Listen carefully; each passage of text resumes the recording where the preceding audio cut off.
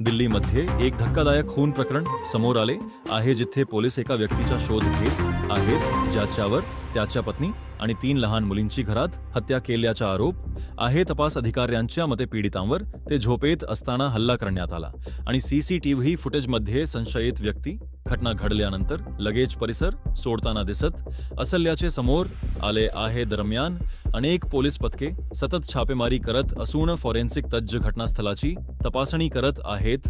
तसेच नवी मुंबईमध्ये रस्त्याच्या कडेला असलेल्या पाईपमध्ये एका अज्ञात महिलेचा जळालेला मृतदेह आढळल्यानंतर पोलिसांनी खुनाचा गुन्हा दाखल केला आहे. अधिकाऱ्यांना संशय आहे की पुरावे नष्ट करण्यासाठी मृतदेह जाळण्यात आला आणि पोलीस सीसीटीव्ही फुटेज तपासत स्थानिकांची चौकशी करत आहेत. तर कोलकातामध्ये एका किरकोळ वादातून गोळीबाराची घटना घडली, ज्यामध्ये एका तरुण मेकॅनिकवर अनेक गोळ्या झाडण्यात आल्या. त्यानंतर पोलिसांनी 24 तासांच्या आत आरोपी आणि त्याच्या वडिलांना अटक करून एक बेकायदेशीर शस्त्र जप्त केले असून जखमी तरुणावर उपचार सुरू आहेत.